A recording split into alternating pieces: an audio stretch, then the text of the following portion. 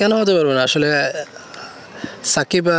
সাকিবকে আসলে আমরা বলি প্রোঅ্যাক্টিভ প্লেয়ার আসলে সত্যি কথা সাকিব লাল বল বলেন আর যে বল মানে সাদা বল বলেন আসলে সত্যি কথা ও প্রত্যেকটাতেই সে তার ইনোভেটিভ বোলিং করে সত্যি কথা সাকিব লাল বলে ও যদি আশা করে আমি মনে করি অবশ্যই তার মানে আসার যোগ্যতা সে রাখে কারণ সে এই আমাদের যেখানে খেলা শুরু করেছে যেখানে খেলাটা ফোর ডে খেলাতে আমাদের ভালো স্টার্ট করেছে আমি মনে করি যে তার এফোর্ট যেটা ছিল সাদা বলে যে এফোর্ট ছিল লাল বলে তেমনি এফোর্ট ছিল অসম এখন যে কোনো ব্র্যান্ডের পুরাতন এসি বদলে নতুন ওয়ালটন এসিতে উপভোগ করুন 25% ছাড়।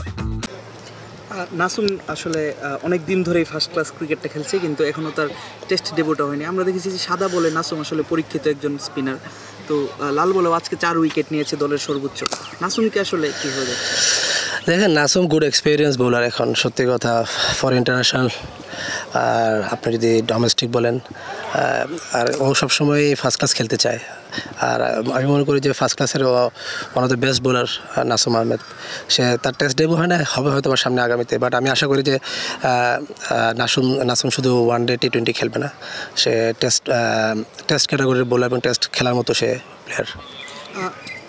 আমাদের সিলেটের যেই পেসাররা রয়েছেন তারা আসলে এখন ন্যাশনাল ডিউটিতে আছেন অনেক প্লেয়ার, তো তাদের একটা অভাব আসলে দলে হয়েছিল বিশেষ করে বোলিং লাইন আপে। তো নাসুম এবং তানজিম সাকিবের যে অন্তর্ভুক্তিটা সেটা আসলে আজকের ম্যাচে কী মনে হলো যে কিছুটা পূরণ হলো কিনা? অবশ্যই আমাদের দুজন বোলার আছে অলরেডি, যে রাজা এবং রাহি, তারা লাস্ট 3-4টা ম্যাচ খুব ভালো বল করেছে অলরেডি। এখানে আবার নাসুম এসেছে, অ্যাড হয়েছে নাসুম এবং সাকিব, ডেফিনেটলি আমাদের বোলিং অনেক স্ট্রং হয়েছে এবং আমাদের অনেক হেল্প হয়েছে এবং তারা থাকা মানে হলো যে জেতার জন্য যাওয়া সত্যি কথা। তো আমরা দেখি খেলাটা কোথায় যায়, আমরা ব্যাটিং যদি ভালো করতে পারি তো আমাদের বোলিং লাইন অনেক ভালো আছে এবং আশা করি যে তারা বাকিটা গ্র্যাব করতে পারবে।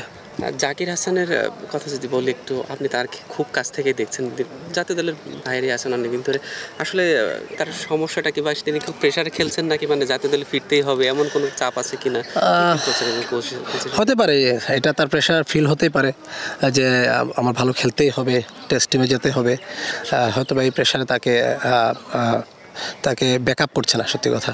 বাট যদি সে এখন ফ্রি, আমি মনে করি যে সে এখন ফিল করতে, তার সাথে ডিসকাস করা হয়েছে আমার সাথে, তো সে এখন ফিল করছে যে না ঠিক আছে এগুলো নিয়ে ডিস্ট্রাক্ট না হওয়া, যে ডোমেস্টিক ক্রিকেট কীভাবে ভালো খেলা যায়। আমি মনে করি যে জাকির ভালো কামব্যাক করবে আগামীকালকে ইনশাল্লাহ, দেখবেন ভালো একটা ইনিংস খেলবে এবং ভালো কামব্যাক করবে, কারণ জাকির প্রুভেন প্লেয়ার। তো ইনশাল্লাহ এবার শুধু ফার্স্ট ক্লাস ক্রিকেটে না, টেস্ট ক্রিকেটও তো জাকির আবার কামব্যাক করবে খুব তাড়াতাড়ি। হ্যাঁ, রাজশাহী দলের বিপিএলের রাজশাহী দলের সাথে যুক্ত হয়েছেন, হয়তো ঘর সাজাতে শুরু করে দিয়েছেন ইতিমধ্যে। প্রত্যাশাটা কেমন আসলে সামনে বিপিএলে? এটা তো হেড কোচের কাজ। আমার ফ্রেন্ড হান্নান সরকার ও হেড কোচ, তার সাথে আমি সহকারী হিসেবে আছি। অবশ্যই হান্নান সবসময় আমার সাথে ডিসকাস করে যে কীভাবে টিমটা কীভাবে করা যায়, কীভাবে ঘরের মানে বাজেটের উপরে, সত্যি কথা এখানে বাজেটের একটা বিষয় আছে। বাট আমরা আশা করবো যে এখানে অবভিয়াসলি কে না চাইছে চ্যাম্পিয়ন হওয়ার জন্য, আমরা টিমটা ওইভাবেই করবো যে আমরা অ্যাটলিস্ট যেন ফাইনাল খেলতে পারি, আমরা ভালো জায়গায় যেতে পারি। টিমটা অবশ্যই ভালো জায়গায় যাবে আমরা আশা করি, কারণ আমাদের টিম যেভাবে রেডি হচ্ছে ইনশাল্লাহ আপনারা ভালো কিছু দেখবেন। রাজশাহীর মানুষকে আপনাদের পর প্রত্যাশা করতে পারে, মানে আপনারা সিলেটের কোচ রাজশাহীর দায়িত্ব দিয়েছেন, কতটুকু প্রত্যাশা করতে? অবশ্যই রাজশাহীর মানুষের সাথে আমার একটা ভালো সম্পর্ক আছে। রাজশাহীর মানুষরা যারা আশা করছেন বিপিএল নিয়ে, অবশ্যই আমি মনে করি তারা প্রত্যাশা করতে পারে যে রাজশাহী টিম ভালো করবে, বিকজ বিগত দিনে আমি রাজশাহী রয়্যালসে একবার ভারপ্রাপ্ত হেড কোচের দায়িত্ব ছিলাম, ওইটা চ্যাম্পিয়ন হয়েছিলাম। তো আমরা আশা করি যে রাজশাহীকে আমরা ভালো কিছু দিতে পারবো। Thank you. ও ভাই, আরেকটা কোশ্চেন, সেটা হচ্ছে যে আমরা দেখতে পাচ্ছিলাম যে দিশান গত ম্যাচে খুবই ভালো খেলেছে, তার বিশেষ করে পুল শট বা শটগুলো খুবই শট সিলেকশন দারুণ। তো খুবই অল্প বয়সে সে আসলে ফার্স্ট ক্লাস খেলছে, তার প্রতি আসলে টিমের বার্তাটা কি, কিংবা ড্রেসিং রুম থেকে তাকে আসলে কেমন বার্তাটা?